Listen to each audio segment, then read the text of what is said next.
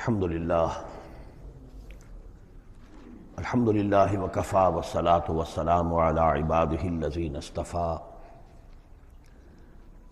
خصوصاً علی افضلہم وخاتم النبیین محمد الامین وعلی آلہ وصحبہ اجمعین اما بعد فقد قال اللہ تبارک وتعالی کما ورد فی سورۃ القصص اعوذ باللہ من الشیطان الرجیم بسم اللہ الرحمن الرحیم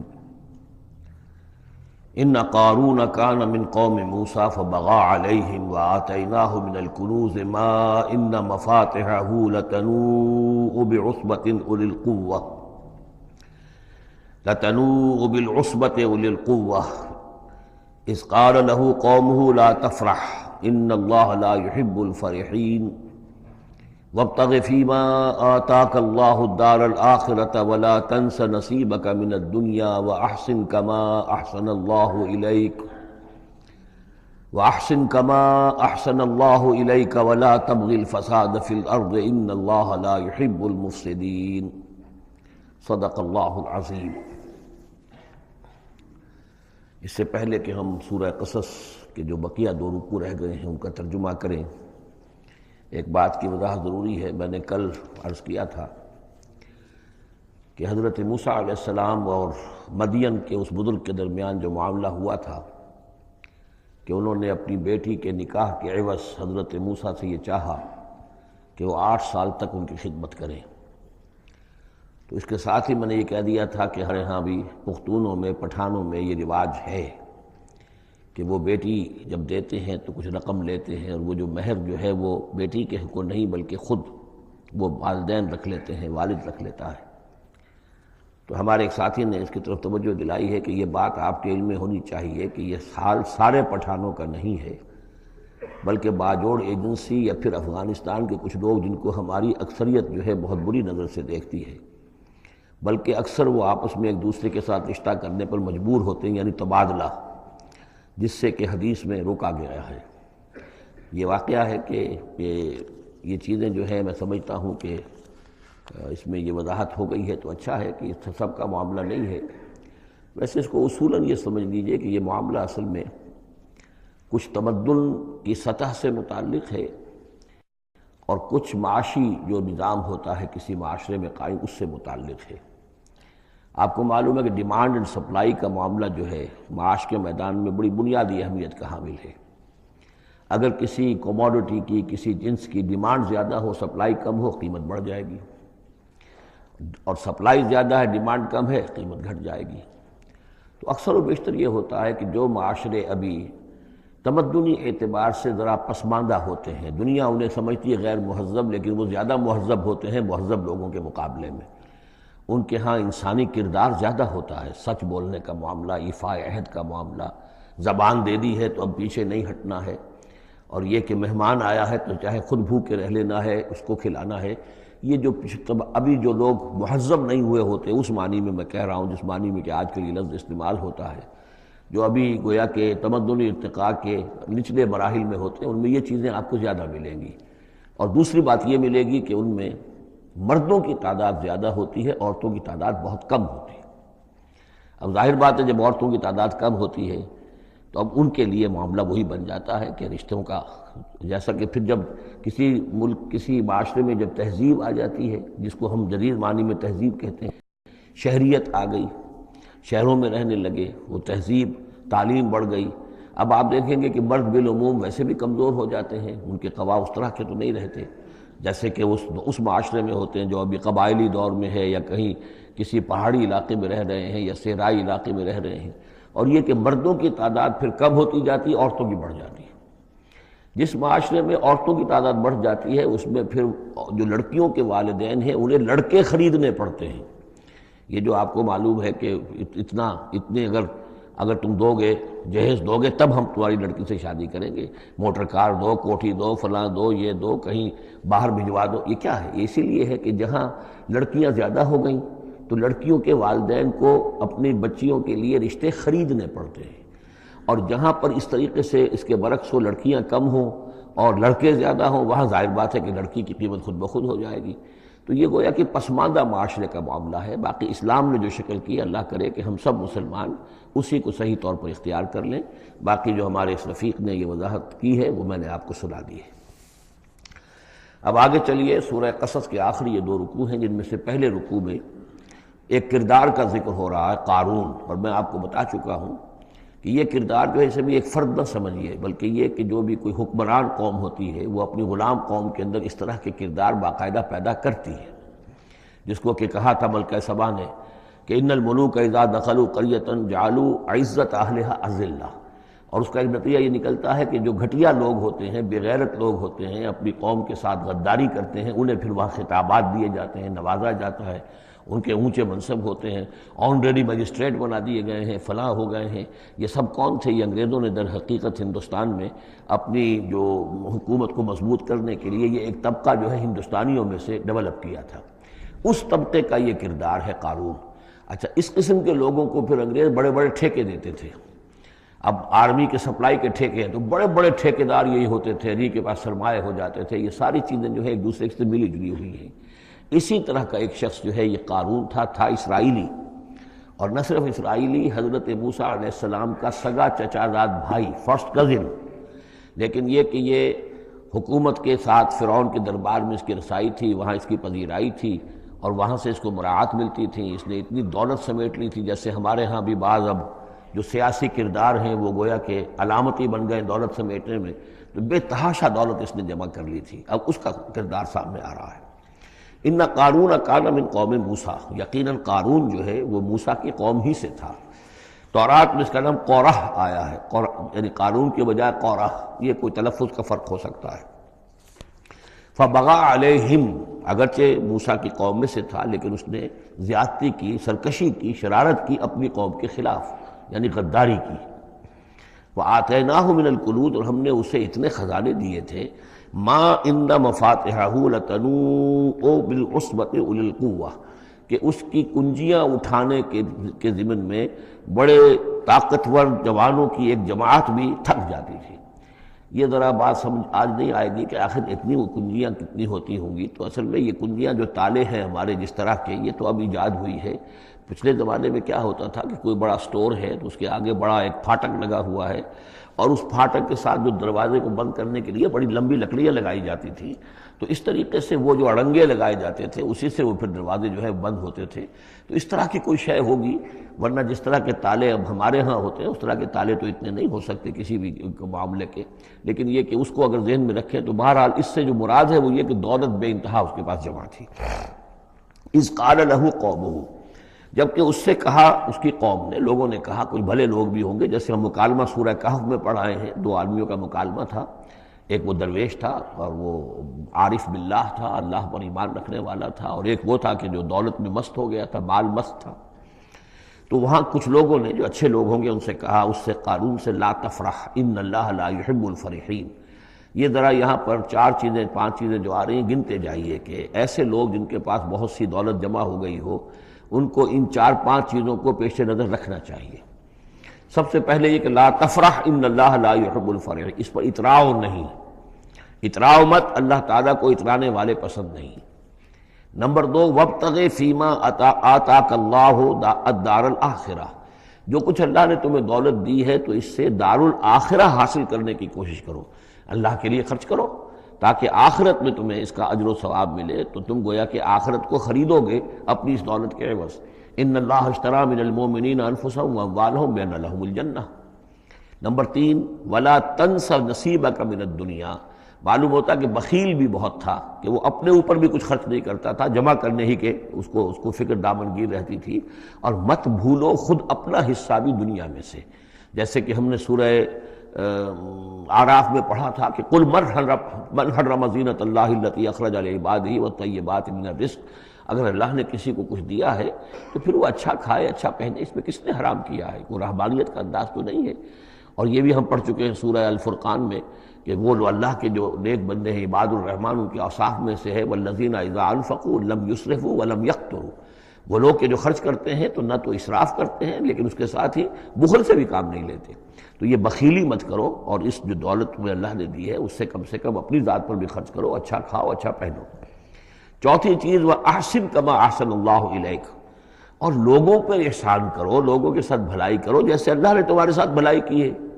اللہ نے تمہیں دولت دی ہے تو جو بھی تمہاری قوم کے یا اور دوسرے لوگ بھی ہوں، اس میں تو کوئی علیحدہ تخصیص نہیں ہے، غریبوں کا، محتاجوں کا، مسکینوں کا، ان کا جو حق ہے، وفی اموالہم حق معلوم للسائل والمحروم، تو اس میں سے یہ ہے کہ اللہ نے تم پر احسان کیا ہے، یہ دولت دی ہے تو تم لوگوں کے ساتھ احسان کرو۔ اور پانچویں بات ولا تبغی الفساد فی الارض، زمین میں فساد مت بچاؤ۔ اب یہ کیا مراد ہے؟ فساد کون سا بچا رہا تھا؟ وہ نبی تھے اس وقت کے حضرت موسیٰ علیہ السلام۔ حضرت موسیٰ علیہ السلام اپنے کار نبوت و فرائض رسالت کی ادائیگی میں پوری طریقے سے لگے ہوئے ہیں، اور کچھ لوگ ان کے ساتھ دے رہے ہیں، ان کا ہاتھ بٹا رہے ہیں۔ اب کچھ لوگ اس کام میں جب اڑنگا ڈالیں گے تو گویا کہ یہ فساد فی الارض ہے۔ اللہ تعالیٰ جو خیر چاہتا ہے موسیٰ کے ذریعے سے وجود میں آئے، اب اگر آپ موسیٰ کی مخالفت کریں گے، اس کی اسکیموں کو ناکام کرنے کی کوشش کریں گے، یہ وہی بات ہے جو منافقین کے بارے میں سورہ بقرہ کے دوسرے رکوع میں آ چکی ہے۔ وَإِذَا قِيلَ لَهُمْ لَا تُفْسِدُوا فِي الْأَرْضِ قَالُوا إِنَّمَا نَحْنُ مُصْلِحُونَ أَلَا إِنَّهُمْ هُمُ الْمُفْسِدُونَ وَلَٰكِن لَا يَشْعُرُونَ۔ جب ان سے کہا جاتا ہے کہ تم زمین میں فساد یہی تھا کہ ایک جماعت ہے، ایک تحریک ہے، اس کا ایک نظم ہے، اس نظم کے خلاف تم ریشہ دوانیاں کر رہے ہو، اور اگر اس کی اسکیموں کو فیل کرنے کی کوشش کر رہے ہو تو گویا کہ جو اصلاحی عمل ہے، جو انقلاب برپا کرنے کے لیے جد و جہد ہو رہی ہے، اس کو نقصان پہنچا رہے ہو۔ ان اللہ لا يحب المفسدین، اللہ کو ایسے مفسد پسند نہیں ہے۔ تو یہ 5 چیزیں گن لیجئے۔ نمبر 1 لا تفرح ان اللہ لا يحب الفرحین۔ نمبر 2 وابتغ فیما آتاک اللہ الدار الآخرہ،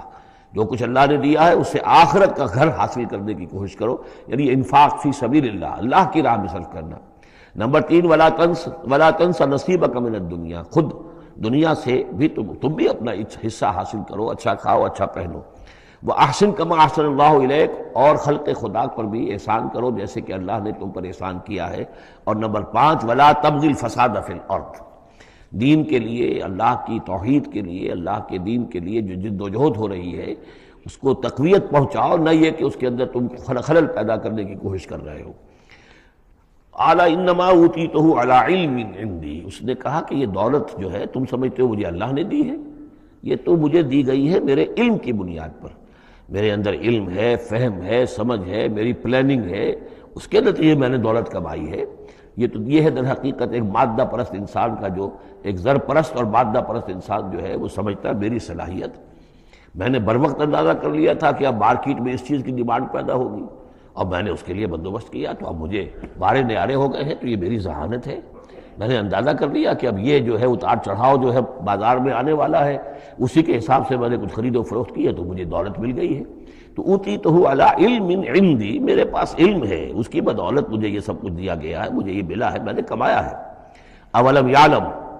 کیا وہ جانتا نہیں کہ ان اللہ قد اہلک من قبلہ من القرون، کہ اللہ تعالیٰ نے اس سے پہلے بہت سی قوموں کو ہلاک کیا، من ہوا اشد منہ قوۃ، جو اس سے کہیں بڑھ کر تھی طاقت میں بھی، وہ اکثر و جمعا، اور جن کے پاس مال و اسباب دنیاوی اور دولت کے انبار بھی ان سے زیادہ جمع تھے۔ ولا يسأل عن ذنوبهم المجرمون، اور اللہ تعالیٰ کو اس کی ضرورت پیش نہیں آئے گی کہ مجرموں سے ان کے جرم پوچھے، یعنی اللہ تعالیٰ کے پاس تو پورا حساب کتاب موجود ہے، اعمال نامے موجود ہیں، اسے کسی سے پوچھنے کی ضرورت نہیں ہوگی کہ تم کیا جرائم کر کے آئے ہو۔ تو یہ تو گویا کہ خود اللہ کے علم میں ہے، اور اظہر من الشمس ہوگا، یہی بات سورہ رحمان میں آئے گی فَيَوْمَئِذٍ لَا يُسْأَلُ عَنْ ذَنبِهِ إِنسٌ وَلَا جَانٌ، کسی بھی انسان سے اور کسی بھی جن سے پوچھنے کی ضرورت نہیں ہوگی، بلکہ یہ کہ در حقیقت ان کے تو ماتھے پر لکھا ہوا ہوگا یعرف المجرمون بسیماہم فیؤخذ بالنواصی والاقدام، مجرم تو اپنے پیشانیوں سے پہچان لیے جائیں گے، اور یہ کہ پھر ان کو سر کے بالوں سے اور ادھر سے قدموں سے دو طرف سے پکڑ کر، ادھر سے سر کے بال اور ادھر سے پاؤں پکڑ کر اور ٹاس کر دیا جائے گا جہنم کے اندر۔ تو قال انما اوتیتہ علی علم عندی اولم یعلم ان اللہ قد اہلک من قبلہ من القرون من هو اشد منہ قوۃ واکثر جمعا ولا یسأل عن ذنوبہم المجرمون فخرج علی قومہ فی زینتہ۔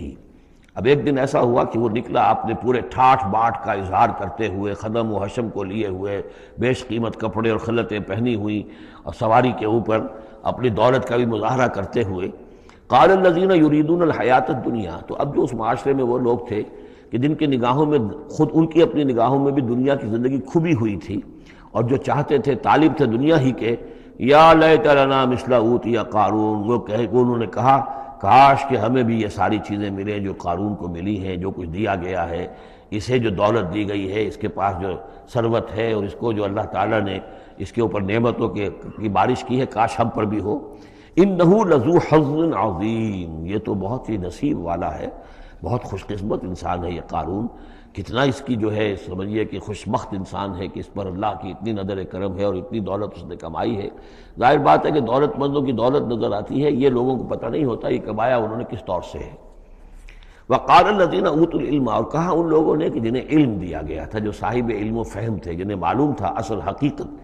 فرمایا انہوں نے کہا ویلکم، تمہارے لیے خرابی ہے، ثواب اللہ خیر لمن آمن وعمل صالحا، جو شخص ایمان لائے اور نیک عمل کرے اسے جو ثواب اللہ کی طرف سے ملنے والا ہے وہ اس سے کہیں بڑھ کر ہے۔ تم حسرت کے ساتھ اس کی دولت کو دیکھ رہے ہو، اس کے ٹھاٹ باٹ کو دیکھ رہے ہو، اس کی شان و شوکت کو دیکھ رہے ہو، اور تمہیں حسرت کا احساس ہو رہا ہے۔ اگر تم واقعتاً ایمان اور عمل صالح کی شرائط پوری کرو تو جو کچھ اللہ تعالیٰ تمہیں دے گا خود اس دنیا میں بھی، سورہ نور میں ہم پڑھ چکے ہیں، لَيَسْتَخْلِفَنَّهُمْ فِي الْأَرْضِ، حکومت ان کو دے گا، خلافت ان کی قائم کرے گا جو ایمان اور عمل صالح کا حق ادا کر دے۔ پھر آخرت میں جو ثواب ملنا ہے ظاہر بات ہے کہ اس کا تو کوئی تصور بھی تم نہیں کر سکتے۔ وَلَا يُلَقَّاهَا إِلَّا الصَّابِرُونَ، لیکن وہ جو صبر ہے، وہ جو اجر و ثواب ہے آخرت کا، وہ انہی لوگوں کو حاصل ہو سکے گا کہ جو صبر کرنے والے ہوں۔ اس دنیا میں وہ جیسے بھی ہو ضروریات پوری ہو جائیں، بس اس سے زیادہ کی ہوس نہ رکھیں، ایسا نہ ہو کہ کسی کے سامنے ہاتھ پھیلانا پڑے۔ حضور کی حدیث ہے ما قل و کفا خیر مما کثر والہا، کم ہو چیز لیکن کفایت کر جائے، ضرورت پوری ہو گئی،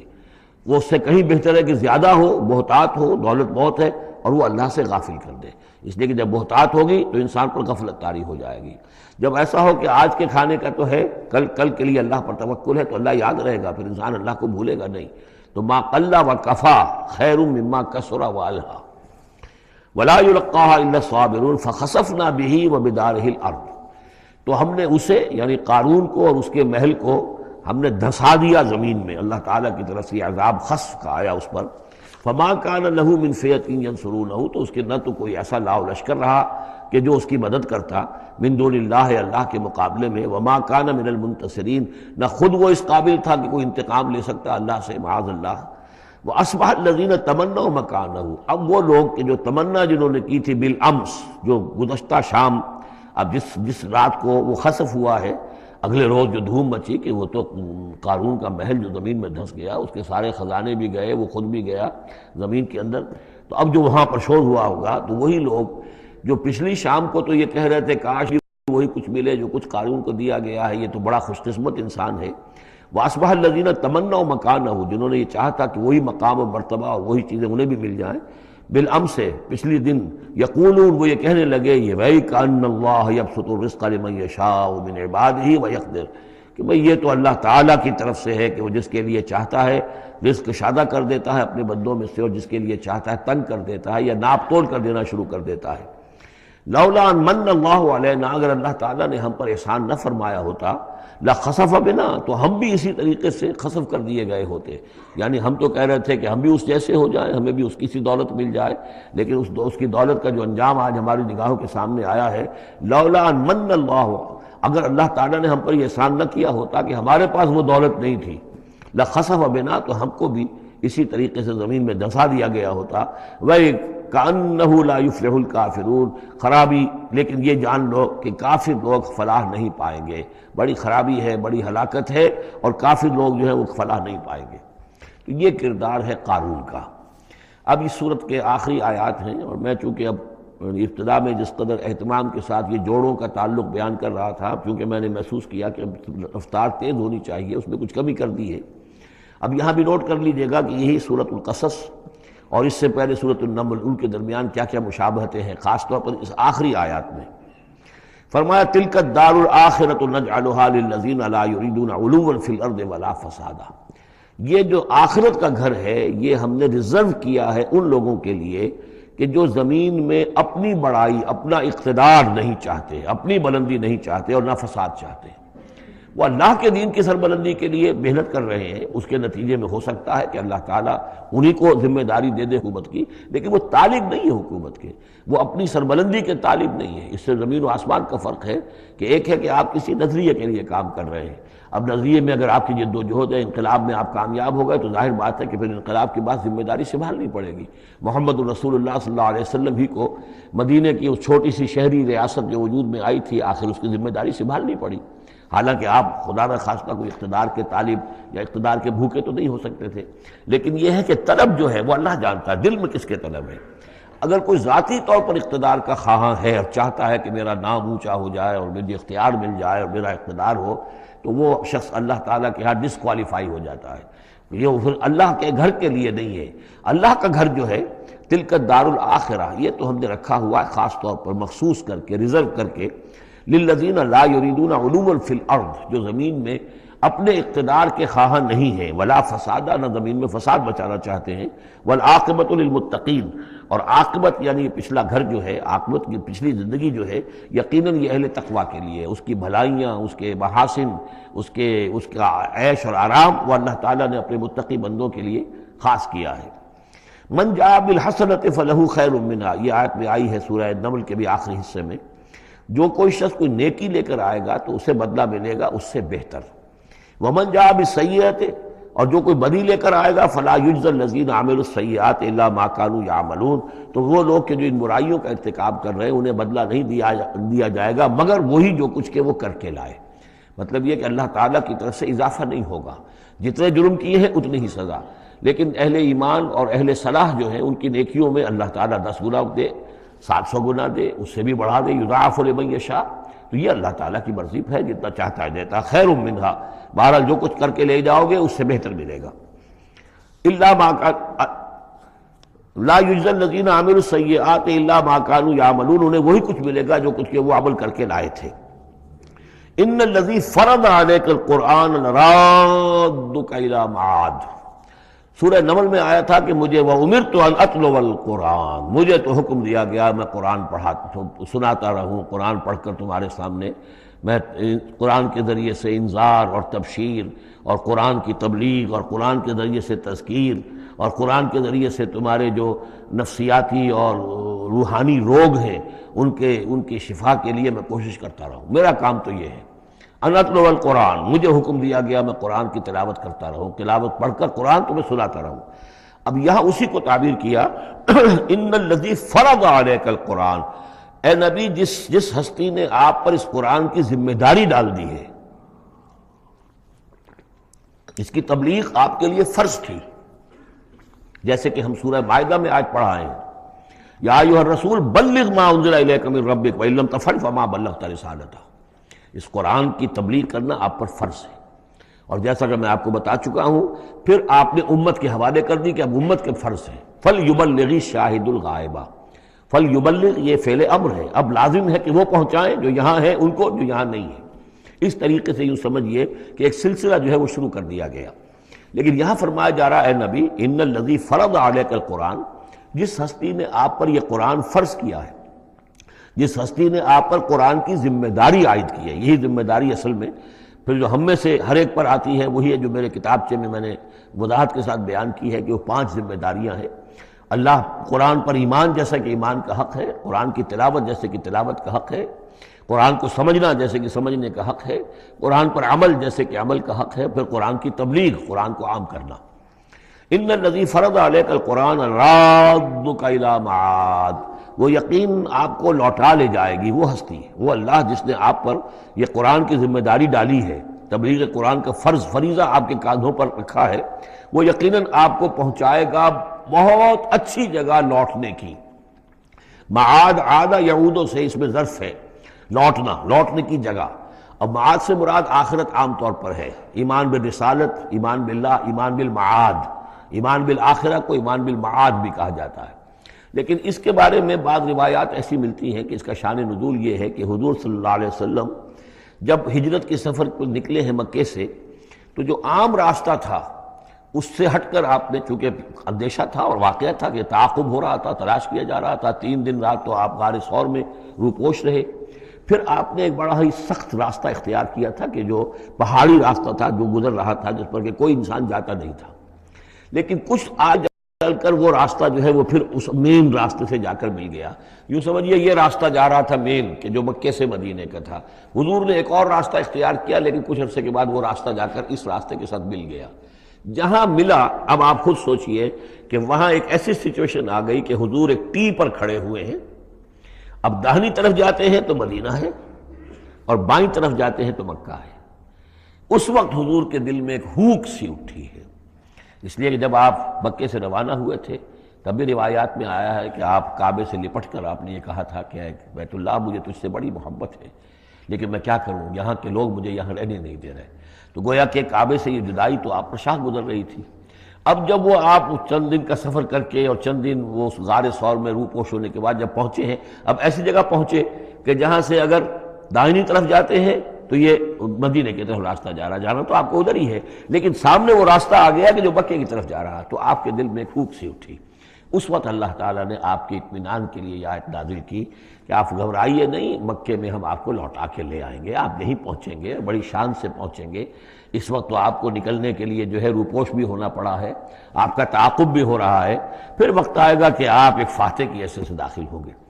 تو یہ بھی اس کی ایک روایت چونکہ ہے تو یہ مفہوم بھی اس میں نکل سکتا ہے، لیکن عام طور پر یہ ہے، اس سے مراد میرے نزدیک یہی ہے کہ آپ کے لیے جیسے کہ سورۃ الضحیٰ میں کہا گیا ہے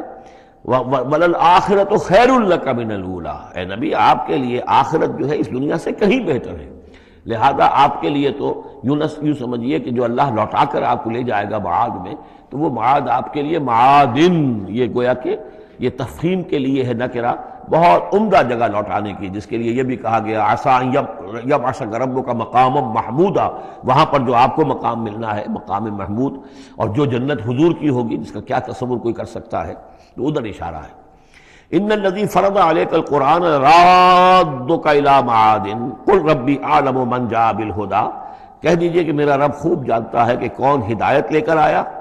کون راہ کی سوجھ لے کر آیا، کون ہدایت لے کر آیا، ومن هو فی ضلال مبین، اور کون وہ ہے کہ جو کھلی گمراہی میں پڑا ہوا ہے۔ وما کنت ترجو ان یلقی الیک الکتاب، اور اے نبی آپ کو تو کوئی توقع نہیں تھی کہ آپ کو کتاب دی جائے گی، کتاب القا کی جائے گی۔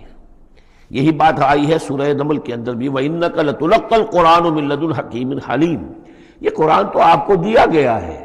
ایسا نہیں ہے کہ آپ متوقع تھے، آپ چاہتے تھے، آپ کو چلہ کشی کر رہے تھے کہ کوئی مجھے بھی کوئی روحانیت حاصل ہو جائے اور کوئی غیب کی میں تعلیم غیب کی معلومات حاصل کر لوں، معاذ اللہ آپ کا تو مزاج ہی وہ نہیں تھا۔ ایک بہت ہی یوں سمجھیے شریف انسان اور ایک شریف تاجر،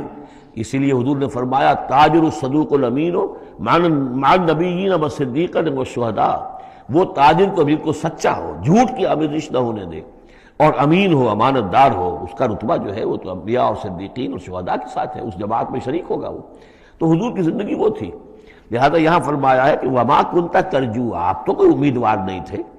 نہ آپ کو یہ توقع تھی کہ آپ پر یہ کتاب اتاری جائے گی، الا رحمۃ من ربک، یہ تو اللہ کی رحمت ہوئی ہے، اس کی مہربانی ہے کہ آپ کو اس نے چنا ہے، پسند کیا ہے، اور آپ کو اللہ تعالیٰ نے یہ کتاب عطا فرمائی۔ فلا تکونن ظہیرا للکافرین، تو آپ کافروں کے پشت پناہ نہ بنے۔ اس میں اشارہ ہو رہا ہے اصل میں، جیسے کہ ہم پڑھ چکے ہیں سورہ نساء کے اندر کہ اے مسلمانوں، گویا کہ یہ بات کہی گئی تھی کہ تم اپنی عصبیت اور قبائلی عصبیت کی وجہ سے، تمہارا ایک شخص ہے منافق ہے، اس نے وہ چوری بھی کی تھی، اب تم اس کی پشت پناہی کر رہے ہو اور سارا کا سارا الزام یہودی پر ڈالنا چاہ رہے ہو، تو یہ عصبیت جاہلیت ہے۔ یہاں ذکر کیا جا رہا ہے فلا تکونن ظہیرا للکافرین۔ اب ظاہر بات ہے کہ حضور جب مکے میں دعوت دے رہے ہیں تو اب رشتے جو ہیں وہ کٹ رہے ہیں، گویا کہ ابو لہب سگا چچا ہے لیکن دشمنی کے انتہا کیے ہوئے ہیں۔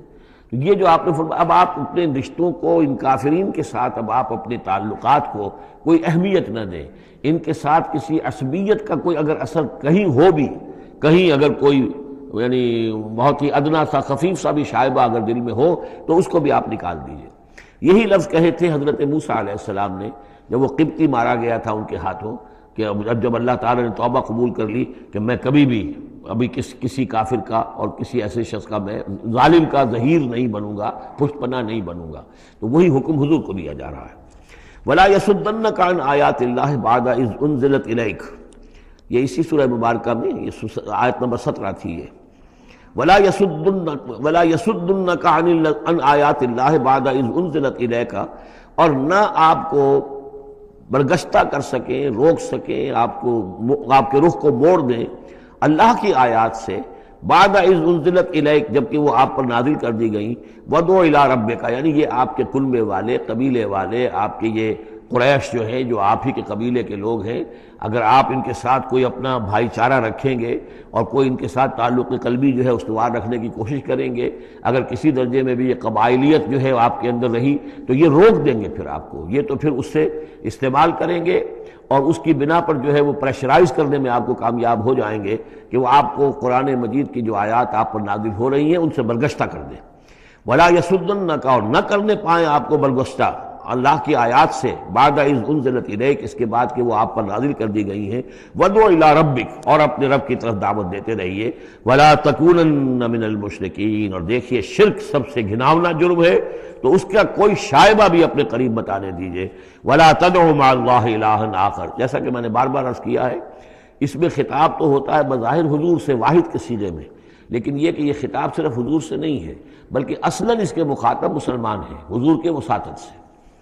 وَلَا تَدْعُوا مَعَ اللَّهِ إِلَٰهًا آخر، اور مت کسی کو پکارو اللہ کے ساتھ کسی اور الہ کو، لا الہ الا ہو، اس کے سوا کوئی معبود نہیں ہے، کل شیء ہالک الا وجہہ، ہر شے فنا میں ہے یا فنا ہو جائے گی سوائے اس کا چہرہ۔ اب یہ کہ اللہ کا چہرہ کون سا ہے، اور یہ کہ اگر اللہ کا چہرہ جو ہے صرف اس کے لیے فنا نہیں تو کیا اللہ کے لیے کوئی باقی اعضاء بھی ہیں، ان کے لیے فنا ہے؟ معاذ اللہ ثم معاذ اللہ۔ یہ آیات جیسا کہ میں نے عرض کیا کہ اللہ کی ذات سے متعلق ہوں، عالم برزخ سے متعلق ہوں، عالم غیب اور عالم آخرہ کی، ان کے بارے میں بس جتنا کچھ بتا دیا ہے اس کے اوپر اکتفا کی جائے، اس سے آگے منطق کے حوالے سے اس کا جو ہے لازم اور ملزوم کے ایک ایک قدم بڑھاتے نہ جائیں تو اس میں یہ ہے کہ انسان جو پھر غلط راستے پر پڑ جائے گا۔ العجز عن درک ذات ادراکو، حضرت ابوبکر صدیق نے فرمایا تھا اللہ تعالیٰ کی ذات تو وہ ہے کہ جب انسان یہ سمجھ لے کہ میں اس کی ذات کو نہیں سمجھ سکتا، بس یہی ادراک ہے،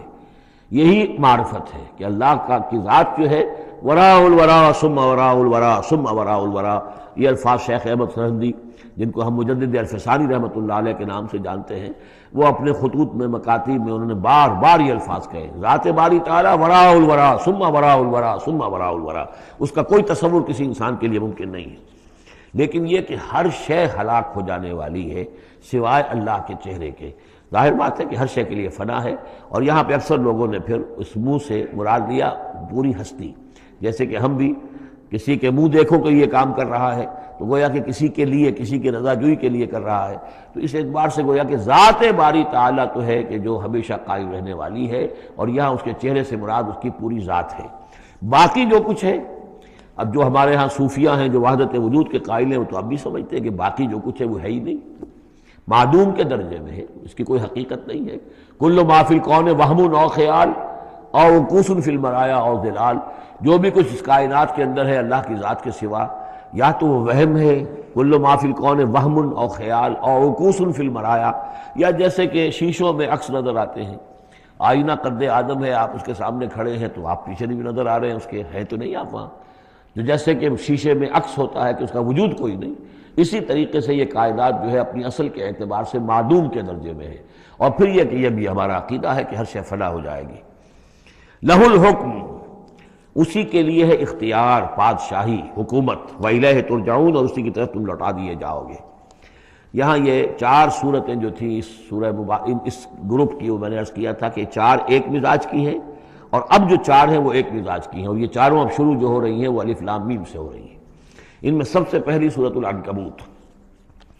بسم اللہ الرحمن الرحیم، الف لام میم، احسب الناس ان یترکوا ان یقولوا آمنا،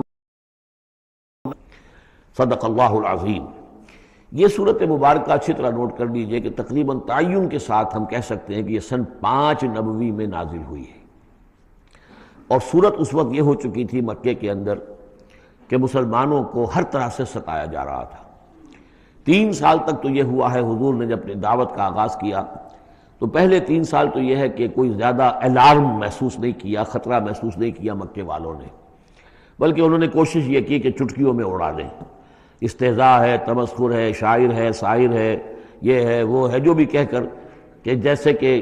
ول جو ہوتی ہے کسی کی، اگر یہ ان کی جو ول ہے اس کو کل کر دیا جائے تو اگر یہ بددل ہو کر بیٹھ جائیں محمد تو یہ سارا معاملہ خود ہی ختم ہو جائے گا۔ جو داعی ہے، جو لیڈر ہے، اگر اس کی جو قوت ارادی ہے اسے کسی طرح ختم کر دیا جائے تو استہزاء سے، تمسخر سے، یہ پرسیکیوشن جو تھی وربل تھی، زبانی۔ لیکن جب انہوں نے دیکھا کہ یہ دعوت تو بڑھ رہی ہے، اور سب سے بڑھ کر یہ ہے کہ ہمارے غلاموں کے طبقے میں سے لوگ ان کے پاس آ گئے ہیں اور ایمان لے آئے ہیں، اور ہمارے نوجوان ان کے گرویدہ ہو گئے ہیں، ہمارے نوجوان ان کے پر ایمان لے آئے ہیں، اور اونچے گھرانوں کے نوجوان،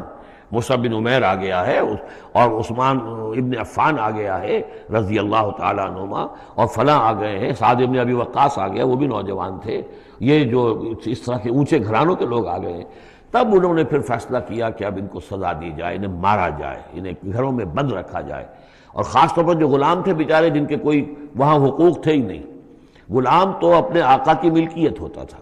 وہ اگر آقا اپنے غلام کو قتل بھی کر دے تو اس پر کوئی جرم نہیں، اس لیے کہ ایسے ہی ہے جیسے کہ آپ کی بکری تھی،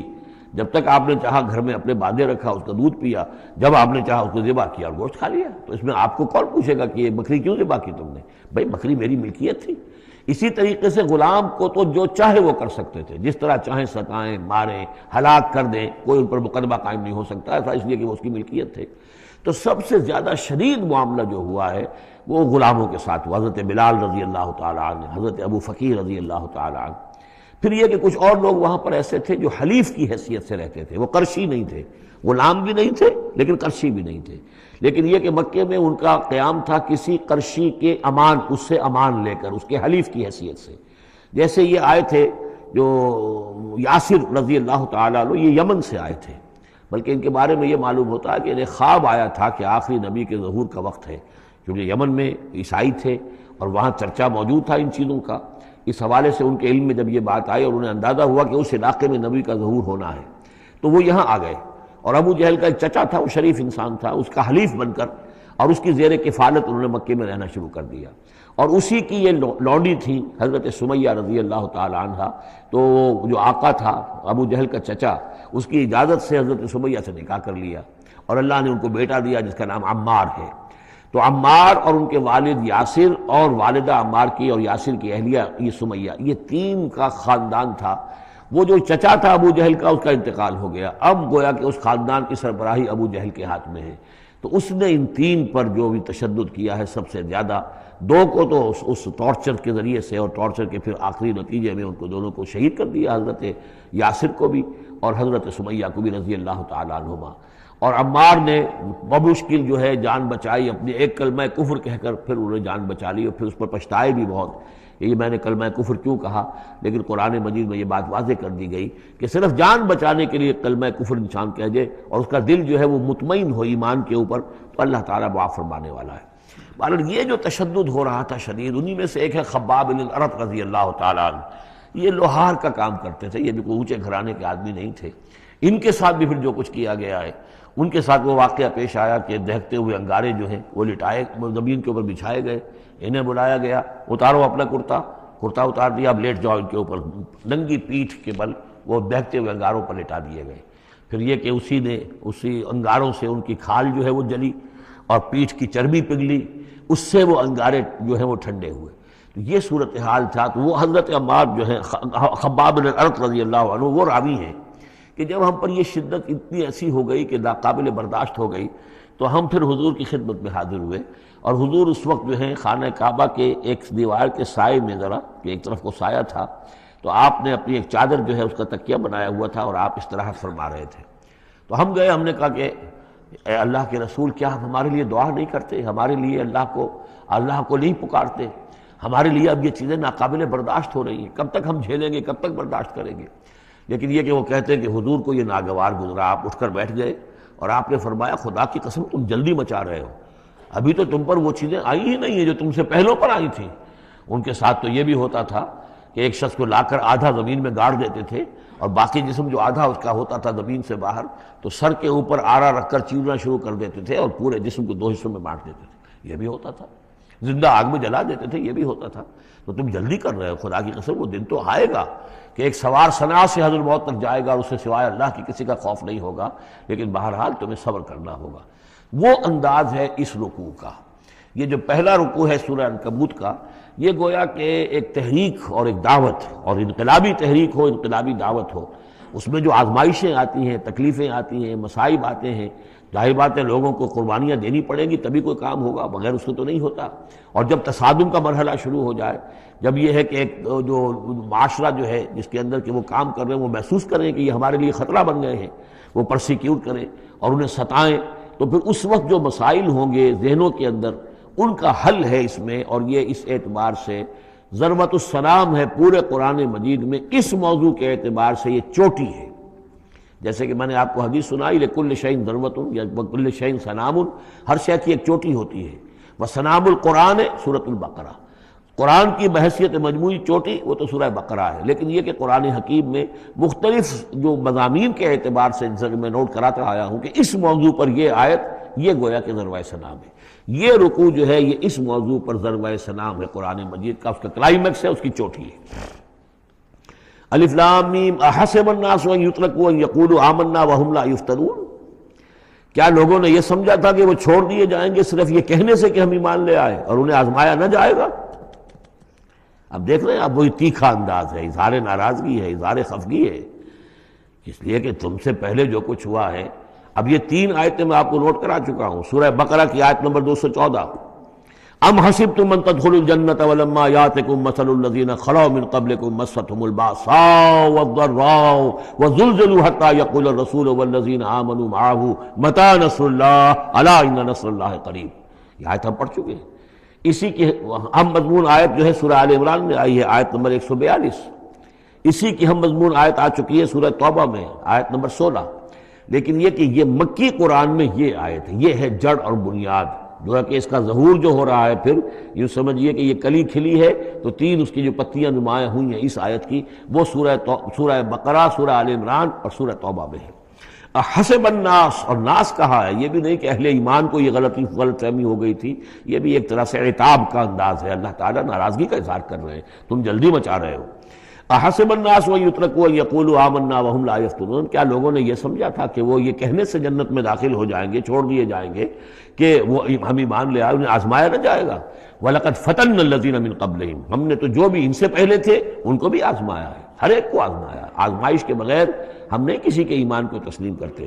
فَلَيَعْلَمَنَّ اللَّهُ الَّذِينَ صَدَقُوا وَلَيَعْلَمَنَّ الْكَاذِبِينَ، تو اللہ تعالیٰ تو ظاہر کر کے رہے گا، لفظی ترجمہ تو ہوگا اللہ جان کر رہے گا، لیکن اللہ تعالیٰ کا علم تو قدیم ہے، جو کچھ ان کے دلوں میں اللہ جانتا ہے، لیکن اللہ ظاہر کر دے گا کہ کون کتنے پانی میں ہے، کون منافق ہے، کون ضعیف الایمان ہے، کون قوی الایمان ہے، کون صادق الایمان ہے، کون جو ہے جھوٹ موٹ کا مومن بنا ہوا ہے، کون وہ دودھ پینے والا مجنو ہے اور کون واقعتاً جانثار مجنو ہے، یہ سب کچھ پتہ چلتا ہے آزمائشوں سے۔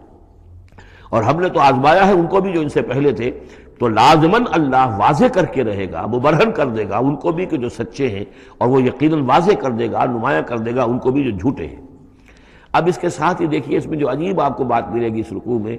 یہ 2 آیتیں آئی ہیں، کیونکہ ایک آیت تو حروف مقطعات پر تھی، یہ 2 آیتیں آئی ہیں، اس میں تو ڈانٹ، ایک طرح کی ڈانٹ پڑ گئی ہے صحابہ کرام کے اوپر جنہوں نے ذرا سا بھی شکوہ کیا تھا، لیکن اب 2 آیتوں میں اس کی دلجوئی ہے ان کی، یعنی یہ کہ ایک طرف ترغیب ہے تو ترغیب بھی ہے، جیسے کوئی شفیق استاد ہوتا ہے کبھی کسی وقت ڈانٹتا بھی ہے، کوئی گھرکی بھی دیتا ہے، کوئی جھڑکی بھی دیتا ہے، کسی وقت مارتا بھی ہے، سزا بھی دیتا ہے، پھر لیکن کسی وقت پھر یہ کہ حوصلہ افزائی بھی کرتا ہے، تھپکی بھی دیتا ہے، پیٹھ پر ہاتھ رکھتا ہے۔ تو اس طریقے سے یہ اللہ تعالیٰ کا معاملہ اپنے بندوں کے ساتھ اسی طرح ہے، جیسے کہ حدیث میں آیا خلق و عیال اللہ، مخلوق جو ہے اللہ تعالیٰ کے لیے اس کے کنبے کی حیثیت رکھتی ہے۔ تو 2 آیتیں جو آئی ہیں وہ تو گویا کہ ایک طرح سے سرزنش کی اور اظہار ناراضگی، اظہار خفگی۔ اب 2 آیتیں دیکھیے، ام حسب الذین یعملون السیئات ان یسبقونا، کیا سمجھا ہے، گمان کیا ان لوگوں نے جو یہ برے کام کر رہے ہیں، یہ اشارہ ہے ابو جہل جو مار رہا ہے، حضرت یاسر کو مار رہا ہے، حضرت سمیہ کو مار رہا ہے، ٹارچر کر رہا ہے، یا جو بھی امیہ ابن خلف ہے جو حضرت بلال کے ساتھ وہ سختیاں کر رہا ہے، گلے میں رسی ڈال کر، اور جو جانوروں کی لاشیں ہوتی ہیں ان کے طریقے سے گھسیٹا جا رہا ہے مکے کی گلیوں کے اندر، اور بڑی تپتی ہوئی جو ہے گلیاں ہیں اور اوپر سورج آگ برسا رہا ہے، اور سیدھا لٹا دیا گیا انہیں ننگے پیٹھ، اور پھر اوپر ایک بھاری پتھر بھی رکھ دیا گیا. لوگ یہ حرکتیں کر رہے ہیں، کیا ان کا یہ گمان ہے کہ وہ ہماری پکڑ سے بچ جائیں گے؟ اب یہ بات ان کی طرف آئی تو گویا کہ اہل ایمان کے لیے ایک دل جوئی اور تشفی، ان کے زخموں پر مرہم رکھا جا رہا ہے. یہ نہ سمجھو کہ یہ بچے رہیں گے، ایک وقت آئے گا. چنانچہ خود حضرت بلال رضی اللہ تعالیٰ عنہ نے غزوہ بدر میں امیہ ابن خلف جو ان کا آقا تھا اسے قتل کیا ہے. حالانکہ حضرت عبد الرحمن ابن عوف نے کوشش کی، اس کے ساتھ کچھ ان کے تعلقات تھے پرانے، اس کی بنا پر اس کو بچانے کی کوشش کی کہ تاکہ اسے قید کر لیں، قتل نہ ہونے دیں، قیدی ہو جائے تاکہ پھر یہ کہ وہ فدیہ دے کر چھوٹ سکے. لیکن حضرت بلال کو جو غصہ تھا اس پر، تو وہ پورا غصہ انہوں نے اس وقت اتارا ہے. اور یہی بات میں کہا کرتا ہوں کہ جو مکے میں 12 برس کہا گیا کہ ذرا اپنے ہاتھ روکے رکھو، تو نالا ہے بلبل شوریدہ تیرا خام ابھی، اپنے سینے میں اسے اور ذرا تھام ابھی، ایک وقت آئے گا کہ تمہارے ہاتھ کھول دیے جائیں گے. اور وہ ہم سورہ حج میں پڑھ چکے ہیں، اُذِنَ لِلَّذِينَ يُقَاتَلُونَ بِأَنَّهُمْ ظُلِمُوا. اب تک تمہارے ہاتھ ہم نے باندھے رکھے ہوئے تھے اور اب تمہارے ہاتھ کھولے جا رہے ہیں. ام حسب الذین یعملون السیئات ان یسبقونا ساء ما یحکمون. کیا یہ سمجھتے ہیں ابو جہل اور یہ امیہ ابن خلف اور اسی قبیل کے اور لوگ کہ جو یہ حرکتیں کر رہے ہیں ہم نے انہیں چھوٹ دی ہوئی ہے؟ اس وقت ہمارے ان اہل ایمان بندوں پر جو چاہیں یہ کر لیں، ہمیں کچھ دیر کے لیے ہم نے ان کو آزادی دے رکھی ہے، لیکن بالآخر پکڑیں گے انہیں تو ان بطش ربک لشدید، وہ پکڑ بھی بڑی سخت ہوگی. دوسری آیت جو ہے مزید ان کی دلجوئی کے لیے، من کان یرجو لقاء اللہ فإن اجل اللہ لآت. جو کوئی بھی اللہ سے ملاقات کا امیدوار ہے اسے یقین رکھنا چاہیے کہ اللہ کی ملاقات کا وہ معین وقت آ کر رہے گا. یعنی اے بلال اور اے ابو فقیہ اور اے خباب، تمہیں کہیں یہ گمان نہ ہو، شیطان یہ وسوسہ نہ کہیں تمہارے دلوں میں ڈالے اور تمہیں پریشان کرے کہ پتہ نہیں آخرت ہونی بھی ہے کہ نہیں ہونی ہے. جیسا کہ میں نے عرض کیا تھا کہ دنیا نقد ہے، آخرت ادھار ہے. اب آپ نے جان مال تو ساری یہاں دینی ہے، دنیا میں دینی ہے، جنت ملے گی آخرت میں. تو جو شیطان وسوسہ اندازی کرتا ہے، نو نقد نہ تیرا ادھار، یہ ادھار کی دنیا جو معاملہ ہے، سودا ادھار کی جنت ہے یہ، اور تم دنیا کے اندر اپنا سب کچھ لٹا رہے ہو، تو ایسا نہ ہو. تمہیں یقین رکھنا چاہیے کہ وہ وقت آ کر رہے گا اور اللہ تعالیٰ تمہاری ان تمام ایثار اور قربانی کی جو تم دے رہے ہو اس کے دین کے لیے، اس کی توحید کے لیے، اس کا بھرپور تمہیں صلہ دے گا. وَهُوَ السَّمِيعُ الْعَلِيمُ، وہ سب کچھ سننے والا ہے اور سب کچھ جاننے والا ہے، اس کی نگاہ سے کوئی چیز پوشیدہ نہیں ہے. وَمَنْ جَاهَدَ فَإِنَّمَا يُجَاهِدُ نَفْسِهِ. اب پھر ایک ذرا تھوڑے سے سرزنش کی آیت بھی آ گئی. دو آئی تھی سرزنش کے انداز میں، دو دلجوئی کے انداز میں، اب پھر ایک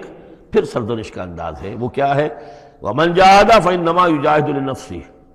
دیکھو اگر تم کوئی قربانیاں دے رہے ہو، تکلیف اٹھا رہے ہو، ایثار کر رہے ہو،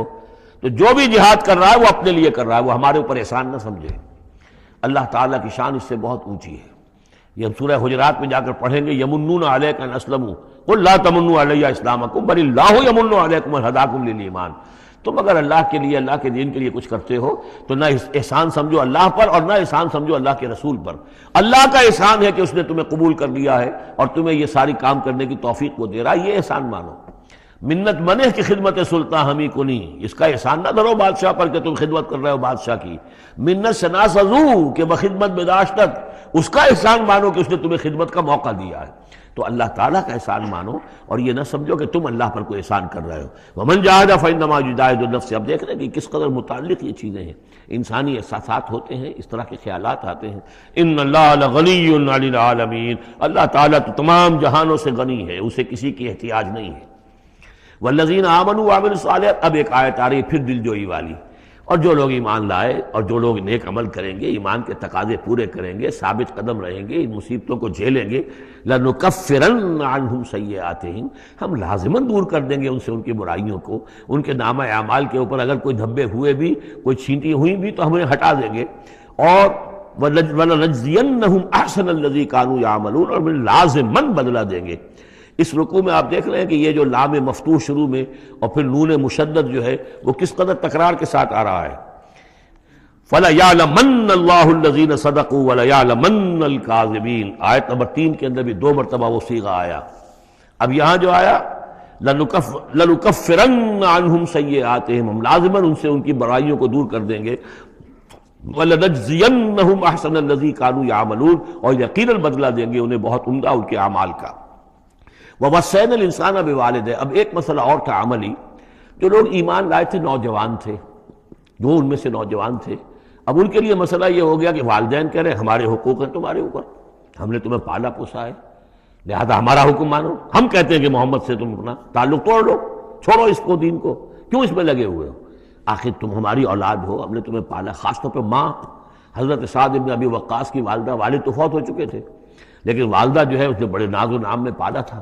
اب اس کے بعد اس نے جو ہے مرن برت رکھ لیا اس عورت نے، ماں جو تھی حضرت سعد بن ابی وقاص کی، اگر سعد اپنے باپ کے دین میں واپس نہیں آتا تو میں اپنے آپ کو ہلاک کر دوں گی، مر جاؤں گی، نہ کچھ کھاؤں گی نہ پیوں گی۔ اب دیکھیے اس نوجوان سلیم الفطرت نوجوان جو ایمان لایا ہے محمد صلی اللہ علیہ وسلم، بہرحال وہ ایک شریف انسان ہے، نوجوان ہے، ماں کی یہ حالت دیکھ رہا ہے تو کتنے بڑے امتحان سے دوچار ہو گیا۔ تو مسئلہ پیدا ہوا کہ ان معاملات میں کیا کیا جائے۔ ایک والدین کے جو احسانات ہیں وہ اپنی جگہ ہیں، والدین کے ساتھ حسن سلوک خود قرآن مجید میں 4 جگہ میں نوٹ کر آیا ہوں۔ اللہ کے حق کے فوراً بعد والدین کا حق ہے۔ تو اب عملی سوال یہ ہے کہ جہاں یہ دونوں حق ٹکرا جائیں، والدین جو ہے شرک کا حکم دے رہے ہیں، والدین دین کے خلاف حکم دے رہے ہو تو کیا کریں؟ فرمایا وَوَصَّيْنَا الْإِنسَانَ بِوَالِدَيْهِ، ہم نے وصیت کی ہے انسان کو اس کے والدین کے بارے میں، حسن سلوک کی وصیت ہم نے کی ہے، بار بار کی ہے۔ وَإِن جَاهَدَاكَ لِتُشْرِكَ بِمَا لَيْسَ لَكَ بِهِ عِلْمٌ، لیکن اگر وہ تم پر دباؤ ڈالیں، تم سے جہاد کریں۔ اب دیکھیے جہاد کا لفظ یہاں مشرک والدین کے لیے آ رہا ہے، جہاد جد و جہد کرنا، کوشش کرنا، دباؤ ڈالنا۔ وَإِن جَاهَدَاكَ لِتُشْرِكَ بِمَا لَيْسَ لَكَ بِهِ عِلْمٌ، کہ میرے ساتھ تم شریک کرو اور شرک کرو میرے ساتھ اور شریک ٹھہراؤ ایسی چیزوں کو جس کے لیے تمہارے پاس کوئی علم نہیں، فَلَا تُطِعْهُمَا، تو ان کا کہنا نہ مانو۔ گویا کہ یہاں وہ اپنی لمٹ سے ایکسیڈ کر رہے ہیں۔ اب والدین کے حقوق ہیں لیکن اللہ کے حقوق کے بعد، اللہ کے حقوق سے پہلے نہیں، اللہ کا حق فائت ہے۔ لہذا اس معاملے میں اللہ کا دین ہے، اللہ کا حکم وہ مقدم رہے گا، والدین کا حکم دوسرے نمبر پر ہوگا۔ ہاں یہ ہے کہ ایک بندہ جو ہے، ایک نوجوان، وہ یہ ضرور کرے کہ ڈانٹ کر نہ بات کرے، ڈپٹ کر بات نہ کرے، سینہ تان کر نہ کرے، اس طرح کرے جیسے کہ حضرت ابراہیم یا ابتے یا ابتے یا ابتے، وہ ابا جان، امی جان، آپ دیکھیے میرے لیے مجبوری ہے، میں نہیں کر سکتا ہوں، آپ اس معاملے کے اندر مجھ پر جو ہے وہ دباؤ نہ ڈالیں، نرمی کے ساتھ ان میں جس طریقے سے بھی ہو، لیکن یہ ہے کہ ماننا نہیں ہے۔ یہ بات اور مزید کھل کر آئے گی سورہ لقمان میں۔ وَإِن جَاهَدَاكَ لِتُشْرِكَ بِمَا لَيْسَ لَكَ بِهِ عِلْمٌ فَلَا تُطِعْهُمَا، تو ان دونوں کا کہنا مت مان۔ إِلَيَّ مَرْجِعُكُمْ، میری ہی طرف تمہیں لوٹ کر آنا ہے، فَأُنَبِّئُكُمْ بِمَا كُنتُمْ تَعْمَلُونَ، اور پھر میں تمہیں بتا دوں گا، جتلا دوں گا جو کچھ کہ تم کرتے رہے تھے۔ اب یہاں بھی ایک مسئلہ پیدا ہوتا ہے کہ یہ لوگ اپنے گھر والوں سے کٹ رہے ہیں،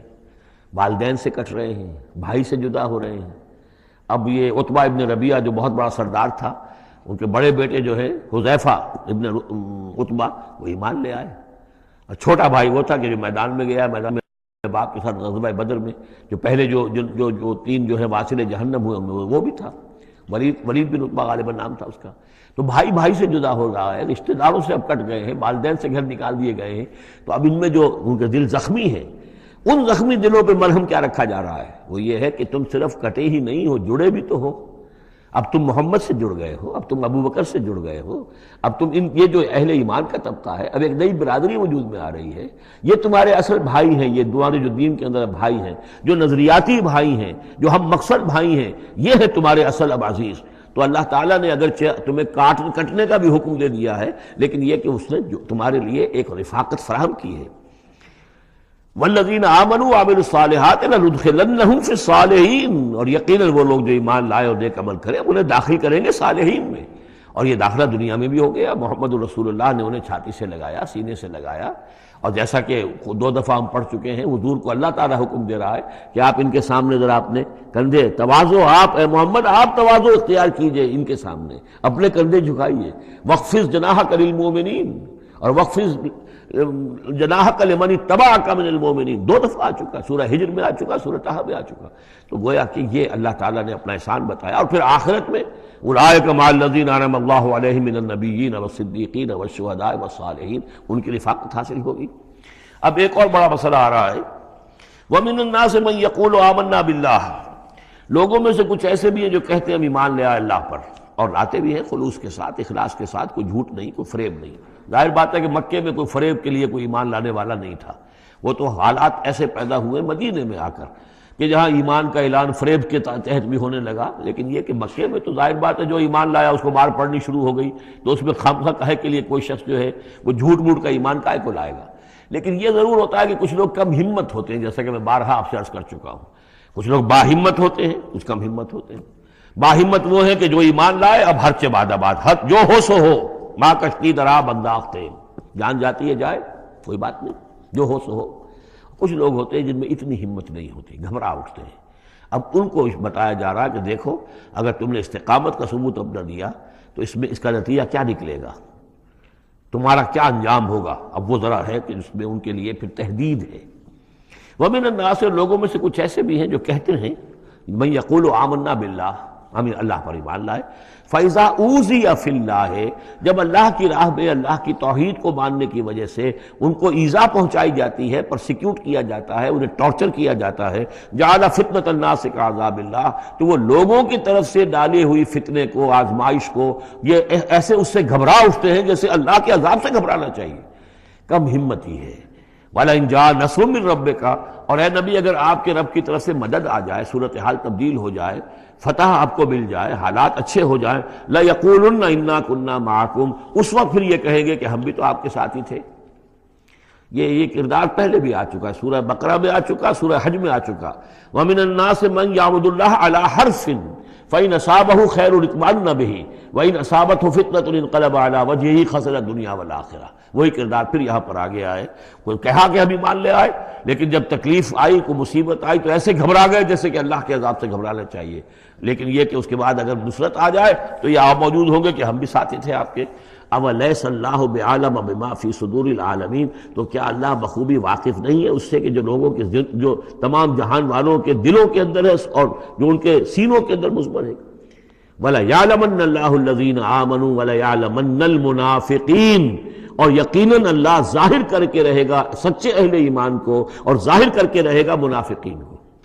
گویا کہ یہ شکل جو ہے یوں سمجھیے یہ وہ روگ ہے کہ یہ اگر بڑھ گیا، تم نے ابھی نپ دی ایول ان دی بڈ، ابھی فوری طور پر اس کی اصلاح کر لو، فوری طور پر علاج کر لو. ابھی ٹی بی کا تمہیں انفیکشن ہوئی ہے، فرسٹ سٹیج میں ہے، علاج کر لو. لیکن اگر کہیں تم نے اس وقت پرواہ نہ کی اس کی اور یہ مرض بڑھ گیا تو یہ منافقت تک لے جائے گا تمہیں. اللہ تعالیٰ پھر کھول دے گا کہ یہ منافقت ہے. تو یہ ہے اصل میں پورے مکی قرآن میں یہ ایک جگہ ہے جہاں لفظ منافقین آیا ہے. باقی کردار آیا ہے سورہ حج کے اندر بھی، لیکن وہاں لفظ منافق نہیں ہے. وَمِنَ النَّاسِ مَن يَعْبُدُ اللَّهَ عَلَىٰ حَرْفٍ فَإِنْ أَصَابَهُ خَيْرٌ اطْمَأَنَّ بِهِ وَإِنْ أَصَابَتْهُ فِتْنَةٌ انقلب عَلَىٰ وَجْهِهِ خَسِرَ الدُّنْيَا وَالْآخِرَةَ. لیکن یہاں کھول دیا گیا یہ کردار کس کا ہے، یہ تو پھر منافقت سے. وَلَيَعْلَمَنَّ اللَّهُ الَّذِينَ آمَنُوا وَلَيَعْلَمَنَّ الْمُنَافِقِينَ. اب ایک اور تیسرا پرابلم ہے، یہ تین پرابلم یہاں پر ٹیکل کیے گئے ہیں. وہ نوجوان جن کے والدین ان کے اوپر دباؤ ڈال رہے تھے، یا وہ کم ہمت لوگ جو ان ایذاؤں سے گھبرا رہے تھے، اور تیسرا یہ ہے کہ کچھ بزرگ لوگ بڑے مخلصانہ انداز میں آ کر کہتے ہیں نوجوانوں سے، کہاں اپنے برباد کر رہے ہو، کیریئر برباد کر رہے ہو، اچھے بھلے تعلیم حاصل کر رہے تھے، تم جا رہے تم کس کام میں پڑ گئے ہو، اب تمہاری تعلیم اس درجے کی نہیں رہی ہے، تمہارا کاروبار اچھا جا رہا تھا، کیریئر تھا، تمہارا پروفیشن بہت چمک رہا تھا، اور تم اس کام میں پڑ گئے ہو. دیکھو یہ تو ایک شخص نے تمہیں ورگلا دیا. دیکھو ہمارے راستے پر چلو، راستہ صحیح یہی ہے. ہم آخر بوڑھے لوگ ہیں، ہمارا تجربہ ہے، ہم نے اپنے بال دھوپ میں سفید نہیں کیے ہیں. ہم تمہیں اپنے تجربے کی وجہ سے کہہ رہے ہیں کہ ہمارے راستے ہی پر چلتے رہو اور کوئی اس کے اندر نقصان نہیں ہوگا، کوئی اللہ کے ہاں پکڑ نہیں ہوگی. اور اچھا اگر اللہ کے ہاں پکڑ ہوئی تو تمہاری طرف سے ہم جواب دہ ہیں، تمہارے گناہوں کا بوجھ ہم اٹھا لیں گے. اب یہ گویا کہ نہایت ناصحانہ انداز، مخلصانہ انداز، بزرگانہ انداز، اس میں یہ بات کہی جاتی تھی. اب اس میں کیا کریں، اس کا جواب دیا گیا. وَقَالَ الَّذِينَ كَفَرُوا لِلَّذِينَ آمَنُوا اتَّبِعُوا سَبِيلَنَا، اور کہتے ہیں یہ کافر ان سے کہ جو ایمان لے آئے، ہمارے ہی راستے کی پیروی کرو، چلے آؤ انہی راستوں پر. وَلْنَحْمِلْ خَطَايَاكُمْ، ہم اٹھا لیں گے تمہاری خطاؤں کو، یعنی تمہاری خطاؤں کا بوجھ، تمہارے گناہوں کی سزا ہم بھگت لیں گے. وما ہم بحاملین من خطایاہم من شیء، اور نہیں ہیں وہ ان کی خطاؤں میں سے اٹھانے والے کچھ بھی. انہم لکاذبون، وہ جھوٹ بول رہے ہیں. ولا يحملن اثقالهم واثقالا مع اثقالهم، البتہ وہ اٹھائیں گے لازماً. پھر دیکھیے وہ ليعلمن الله الذين آمنوا ولا يعلمن المنافقين، اور یہاں پھر وہ لفظ آیا ولا يحملن اثقالهم، وہ لازماً اٹھائیں گے اپنے بوجھ بھی، اور جو گمراہ کرنے کی کوشش کر رہے ہیں اس کی وجہ سے اپنے بوجھوں میں اضافہ کر رہے ہیں، وہ مزید بوجھ ہوں گے. لیکن اے نوجوانوں اگر تم نے ان کی بات مان لی تو تمہارے بوجھ جو ہے وہ نہیں رہ سکیں گے، وہ تمہیں کو اٹھانے پڑیں گے. ولا يسألن يوم القيامة عما كانوا يفترون، اور ان سے لازم غالباً باس پرس ہوگی قیامت کے دن، جو افطرا وہ کرتے رہے تھے، جو جھوٹ انہیں گھڑا تھا کہ ہم تمہارے بوجھ اٹھا لیں گے، جبکہ لا تزر وازرۃ وزر اخری، قیامت میں کوئی نہیں ہے جان جو کسی دوسرے کا بوجھ اٹھا لے۔ یہ 13 آیات، بلکہ یہ کہ اگر حروف مقطعات نکال دے تو 12 آیات، یہ میں سمجھتا ہوں کہ کسی بھی انقلابی اسلامی تحریک کے کارکن کے لیے یہ حرز جان بننے والی آیات ہیں، کہ یہ معلوم ہے کہ اس کے ذہن میں، اس کے شعور میں پیوست ہو جائیں، جیسے کہ پتھر پر کھود دیا جائے اس طرح نقش ہو جائیں۔ بارک اللہ لی و لکم فی القرآن العظیم ونفعنی وإیاکم بالآیات والذکر الحکیم۔